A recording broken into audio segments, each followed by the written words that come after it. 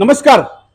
आज इलेक्शनचा दिवस आहे, तरी देखील रक्ताची कमतरता ह्याची जाणीव ठेवून कैलासवासी सुनंदा शिवराम चव्हाण ह्याच्या स्मृतिप्रीत्यर्थ आज मिलिंद चव्हाण यांनी वसईतील साईधाम मंदिर ह्या ठिकाणी रक्तदानाचं शिबिर आयोजित केलेलं आहे। आज लोक मतदान देखील करत आहेत आणि त्यासोबत रक्तदान देखील करत आहेत। खरं बघितलं तर दोन्ही गोष्टीची ह्या देशाला फार गरज आहे। रक्तदान देखील केलं पाहिजे आणि मतदान देखील केलं पाहिजे। रक्तदानामुळे आजारी व्यक्तींना आपण फार बळकटी देऊ शकतो आणि मतदानामुळे महाराष्ट्रातील आपण योग्य उमेदवार निवडून देऊ शकतो। आज ह्यासाठी बोलण्यासाठी आपल्यासोबत आयोजक मिलिंद चव्हाण हे आहेत। हे काय सांगत आहेत ते आपण ऐकूया। मिलिंदजी नमस्कार। नमस्कार सर्वांना। आजच्या लोकशाही दिनानिमित्त आज जे मतदानाची प्रक्रिया सुरू झालेली आहे, महाराष्ट्रामध्ये नवीन सरकार येणार आहे आणि त्यानिमित्त आपण आज मतदान करणार आहोत। परंतु हे मतदान करत असताना ज्याप्रमाणे आपण लोकशाहीचे संवर्धन करतो त्याचप्रमाणे आपण आपल्या शरीराचे रुग्णांच्या आरोग्याचे देखील संवर्धन करणं गरजेचे आहे, जेणेकरून आपण रक्तदान आज आपण इथे ठेवलेले आहे। त्याची कारणं अशी बरीच आहेत, कारण गेल्या 3-4 महिन्यापासून मतदानाच्या प्रक्रियेमध्ये बरेच शिबिरे आपल्याकडे जी होत होती ती झाली नाही आहेत, त्यामुळे रक्ताचा तुटवडा वसईमध्ये बऱ्याच प्रमाणात जाणवत आहे आणि या रक्ताचा तुटवडा कमी व्हावा आणि लोकांच्या जे रुग्ण आहेत त्या रुग्णांना त्वरित रक्तपुरवठा व्हावा, रक्तदान त्यांना मिळावं, यासाठी आपण आज कैलासवासी सुनंदा शिवराम चव्हाण यांच्या स्मृतिप्रीत्यर्थ आपण हे रक्तदान शिबिर आपण आज आयोजित केलेलं आहे। माझी सर्व मतदारांना नागरिकांना विनंती आहे की मतदानाबरोबर आपण रक्तदान देखील करून देशाचं रुग्णांचं संवर्धन करणं गरजेचं आहे। सगळ्यांना मतदान करून झाल्यानंतर रक्तदानासाठी यावं, जेणेकरून आपल्या शहरातील वसई शहरातील हा जो रक्तपुरवठा जो कमी प्रमाणात आहे तो एक पूर्वस्थितीत येईल। आणि मला आपल्या सगळ्यांना सांगायचं आहे की जेणेकरून आपण ज्यावेळेला रक्तदान करत असतो त्यावेळेला रक्तदान करत असताना आपण एका रुग्णांचे देखील आपण प्राण वाचवत असतो आणि ही भूमिका आपण मनात ठेवून हे काम करायला पाहिजे। आणि जर सगळ्यांचं सहकार्य असेल तर प्रत्येक विधानसभेच्या वेळेला ज्यावेळी निवडणूक असेल त्यावेळेला या अशा मोठ्या प्रमाणामध्ये आज आपण एका ठिकाणी तिथे मतदान बरोबर रक्तदानाचे शिबिर आयोजित केलेले आहेत। माझी अशी संकल्पना आहे की जास्तीत जास्त ठिकाणी रक्तदानाचं देखील आपण एक शिबिर सगळ्या ठिकाणी आयोजित करून वसई तालुक्यात नव्हे तर संपूर्ण महाराष्ट्रामध्ये वसई तालुक्यातील नागरिक मतदान करत असताना रक्तदानाला देखील प्राधान्य देत आहे, अशी भूमिका संपूर्ण देशभरात जाईल आणि लोकांना एक चांगली जागरूकता निर्माण होईल या दृष्टीने काम करायचं आमचा मानस आहे। आज लोक सर्व जनता ही मतदान देखील करायला निघत असते आणि काही अजून लोक सुट्टीचा दिवस बघून घरात बसलेले आहेत।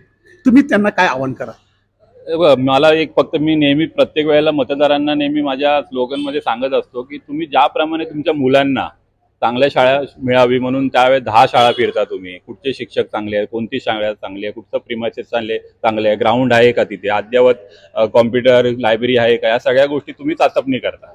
त्याचप्रमाणे जे सरकार जे उमेदवार तुम्ही निवडून देणार आहे त्या विधानसभेत जाणार आहेत, मग तो विधानसभेचा जो उमेदवार असेल तो तेवढा लायक आहे का, तुमचे प्रश्न विधानसभेत मांडू शकतो का, तुमच्या भावना, तुमच्या अडचणी, तुमची सुखदुःख याच्याशी तो निगडीत असू शकतो का, या सगळ्या दृष्टीने आपण विचार करणं गरजेचं आहे। किंबहुना फक्त तो आमदार नसावा तर तो जनसेवक असावा, लोकांच्या संपर्कात असावा, लोकांचे काम करण्यासाठी त्याची तत्परता असावी। या दृष्टीने आपण ज्याप्रमाणे आपल्या मुलाला ऍडमिशन घेत असताना चांगली शाळा बघतो त्याचप्रमाणे आपण एखादा उमेदवाराला आमदार बनवताना, नगरसेवक बनवताना, खासदार बनवताना तो तेवढा लायक आहे का हे देखील पाहणं तेवढंच गरजेचं आहे। कारण आपल्या प्रभागाचं, आपल्या विभागाचं, आपल्या तालुक्याचं, जिल्ह्याचं, राज्याचं जर आपल्याला संरक्षण करायचे असेल, सुरक्षिततेची भावना जर निर्माण करायची असेल आणि लोकशाही खास करून जर टिकवायची असेल तर अशा लोकशाही प्रधान संविधानाचं रक्षण करणारा उमेदवार आमदार म्हणून जाणं, नगरसेवक म्हणून जाणं, खासदार म्हणून जरुरी आहे। धन्यवाद। आता आपल्या सोबत रक्तपेढीच्या डॉक्टर आलेले आहेत, त्यांच्याशी आपण बोलूया। नमस्कार। नमस्कार। तुम्ही कोणत्या रक्तपेढीतून आलेले आहात आणि तुम्ही काय सांगाल? सर्वप्रथम मी इथे उपस्थित असलेल्या सगळ्यांचे आभार मानते। आज मिलिंद चव्हाण सर यांनी एक छान उपक्रम उपभोगला इथे। आज मतदानाचा दिवस आहे, त्यासाठी सगळ्यांना शुभेच्छा। आणि कैलासवासी सौ सुनंदा चव्हाण यांच्या स्मृतिप्रित्यर्थ आज जो रक्तदानाचा प्रोग्राम त्यांनी इथे आयोजित केला आहे त्याबद्दल त्या मिलिंद चव्हाण दादा, छोटू आनंद आणि शिखरे सर यांचे मी मनपूर्वक आभार मानते. सध्या अशी परिस्थिती आहे की सर्वत्र महाराष्ट्रामध्ये सध्या रक्ताचा खूप तुटवडा जाणवतोय.